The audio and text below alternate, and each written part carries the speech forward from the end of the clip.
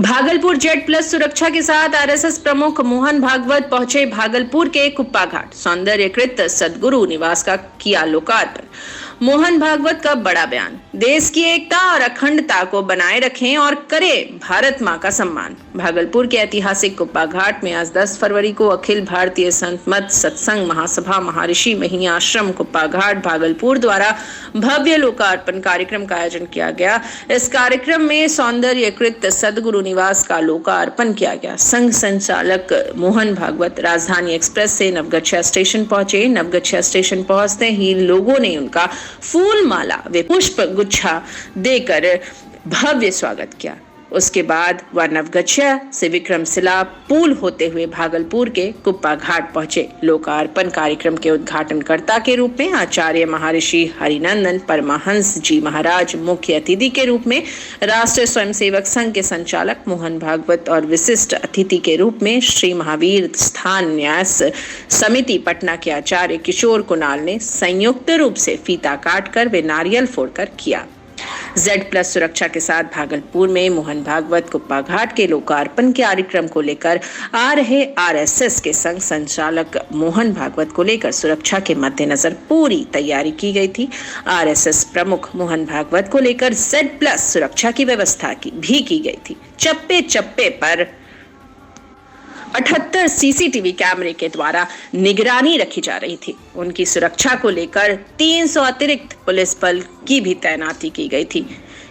सभी अतिथियों, विशिष्ट अतिथियों के कुप्पा घाट परिसर में आते ही सबों का पुष्प गुच्छा देकर वे अंग वस्त्र देकर भव्य स्वागत किया गया। उसके बाद सौंदर्यकृत सद्गुरु महर्षि महीनी परमहंस जी महाराज के निवास का लोकार्पण सामूहिक रूप से मुख्य अतिथि व विशिष्ट अतिथियों द्वारा फीता काट के वे नारियल फोड़कर किया गया। उसके बाद सद्गुरु महर्षि महीनी परमहंस जी महाराज के जीवन पर आधारित फीचर फिल्म के पोस्टर का अनावरण किया गया। फिर सभी गणमान्य लोगों ने एक एक कर लोगों को संबोधित किया।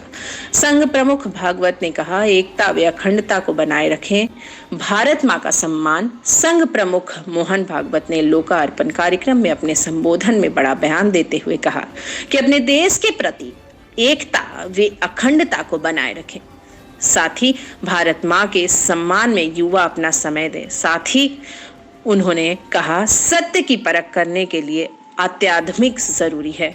आम श्रद्धालुओं के लिए कुप्पा घाट का मुख्य द्वार रहा बंद। गौरतलब हो कि श्रद्धालुओं के लिए कुप्पा घाट के मुख्य द्वार को पूर्ण रूपन बंद कर दिया गया था। वहीं स्थानीय पुलिस बल अधिकारियों की प्रतिनियुक्ति कर दी गई थी। कुप्पा घाट के प्रवेश द्वार से जो भी अंदर प्रवेश कर रहे थे, उनकी जांच करके ही उन्हें अंदर प्रवेश कराया जा रहा था। क्योंकि वो भी ध्यान नहीं होता है, सतत वो भी करना पड़ता है। आज भी हम कर रहे वो भी, लेकिन इंद्र ने वापस आकर फिर प्रश्न पूछे, फिर ब्रह्मा जी ने पहेलियां सुलझाई, फिर इंद्र ने उसको सुलझाया। ऐसा करते करते एक दिन उस सत्य की प्राप्ति हमारे पूर्वजों को इस भूमि में हुई। वो सत्य है अस्तित्व की एकता का सत्य। अस्तित्व दिखता अलग अलग है, विविध है, वो सब है, लेकिन हमारे यहाँ कहा गया कि ये मिथ्या है, हम उसमें है, हमको उसमें से पार होना है, लेकिन ध्यान में रखना ये वहां तक चलता है। हम मर जाएंगे तो हमारे लिए ये दुनिया समाप्त, इस देह के राग द्वेष आदि सब समाप्त। कारण शरीर लेके हम जाते हैं तो दुनिया में वापस आना पड़ता है, लेकिन पिछले जन्म में मैं कौन था, मेरा कौन था, इस जन्म में मैं कौन हूं, मेरा कौन हूं, मेरा कौन है, इसका क्या संबंध है, किसी को नहीं पता। और इसलिए ये मिथ्या है, ब्रह्म सत्यम जगत मिथ्या। तो उसकी गरिमा छिपी है, लेकिन हम चले नहीं तो नहीं पहुंचेंगे। इसलिए छोटे छोटे कर्म में क्यों न हो, जन्म जन्मांतर की यात्रा में क्यों न हो, हमको उस पथ पर चलना है, अपने आप को बनाते रहना है, अधिक बनने के लिए लोगों को अपनी सेवा से प्रेरित करना है। ये काम हम करते रहेंगे तो हमारा जीवन सार्थक होगा ही। लेकिन इन तीर्थ स्थानों की असली गरिमा जैसे लौकिक भौतिक रूप से बढ़ेगी, ऐसे आध्यात्मिक रूप से अक्षुण्ण रहेगी, कायम रहेगी और सारी दुनिया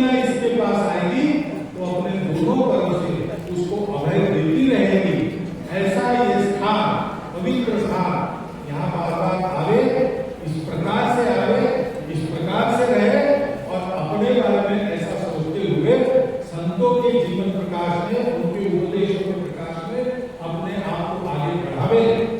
मैं जब ऐसे स्थानों पर जाता हूँ तो संत तो दयालु होते हैं, मेरे जैसे पापा का भी बहुत सम्मान करते हैं, जानकर कुछ नहीं।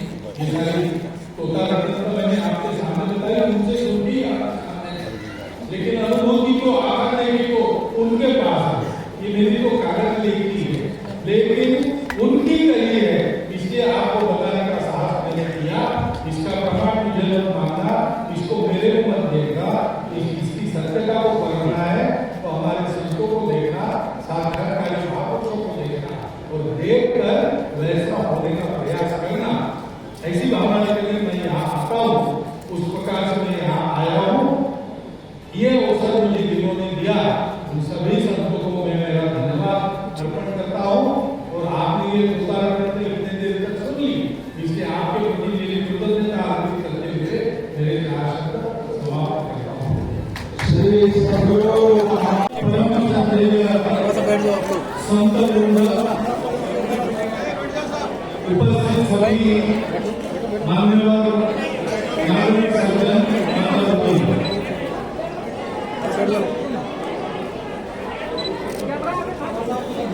मुझे सूचना हुई है कि बैठकर बोलूं, इसलिए मैं बैठकर बोल रहा हूं। संतों की उपस्थिति में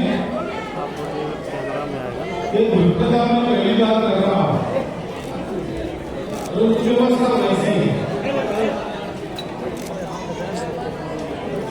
ऐसा एक सुभाष उसकी एक पंक्ति है,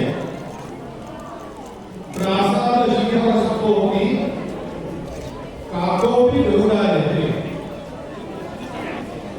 यानी किसी बड़े राजमहल के शिखर पर कोई कौवा भी बैठा तो भी लोग दूर से उसको गरुड़ समझते हैं। आज ये सब संतों की उपस्थिति में आपने मेरा सम्मान किया, ये उसी का फल है, उसके लिए मैं सर्वथा अयोग्य हूँ। ये संत ही उसके लिए योग्य है, परंतु सत्संगति से कई लाभ होते हैं, सबसे किए हैं। लेकिन वास्तव में हमको विचार करना चाहिए कि ये लोकल व्यवहार है। संतों के सानिध्य में जाते हैं तब इस लौकिकता को छोड़ देना चाहिए, क्योंकि वहां पारलौकिकता की चर्चा हो। लौकिक व्यवहार में अपने अहंकार से निकलना है, सबको है। मैं अहंकार को दुर्गुण के नाते अभी नहीं बोल रहा हूँ, प्रत्येक व्यक्ति को एक अहंकार होता है, वो अगर समाप्त हो गया तो उसका अस्तित्व ही समाप्त होगा। इसलिए हम लोग सामान्य लोग हैं, उस अहंकार के सहारे ही जीते। तो मैं और मेरा रहता है तो मेरा सम्मान मुझे भी लगता है, मैं बहुत बड़ा हूं ऐसा भी लगता है। लेकिन ये बात वास्तविकता नहीं है, इसको अपनी परंपरा में मिथ्या कहा गया है, क्योंकि एक हद तक तो ये चलती है, इसलिए इसको एकदम असत्य नहीं कहा। लेकिन उस हद के बाद वो समाप्त हो जाती है। सत्य क्या है? इसी प्रश्न को लेकर भारत का मत उनकी तपस्या है, निस्वार्थ बुद्धि से लोक हित के लिए केवल ये जो वो कर रहे हैं उसके कारण इन सारी बातों की शोभा है। और संत के अनुयायी जो है, भारत को जो विश्व बनाना चाहते, ऐसे कौन भारतवासी ये नहीं देखना चाहता कि भारत विश्व बने? सब चाहते, लेकिन चाहते हैं उसके लिए ऐसा करना होगा, क्योंकि भारत को दुनिया के देने के लिए क्या है? यही दुनिया के अधूरे जीवन को पूर्णता ला देने वाली बात भारत के पास है। इसलिए जब से दुनिया को भारत का परिचय हुआ तब से अब तक सारे चिंतक कहते हैं हमारा प्रारंभ तो अपने पश्चिमी विचार से किया, लेकिन हमारा जो संवरण है, हमारा जो समापन है, हमारे यात्रा का जो सफल होना है, जो सांगता है, वो भारत के विचारों से होनी चाहिए। क्योंकि भौतिक जगत को पूरा करने के बाद भी उस जगत की पूर्णता के सहित संपूर्ण सत्य तब मिलता है जब भारत साथ में होता है। ऐसा भारत बनाना हम चाहते हैं, और इसलिए आपको ये ध्यान रखना चाहिए कि जैसे इस परिषद की श्रद्धालु भक्त के नाते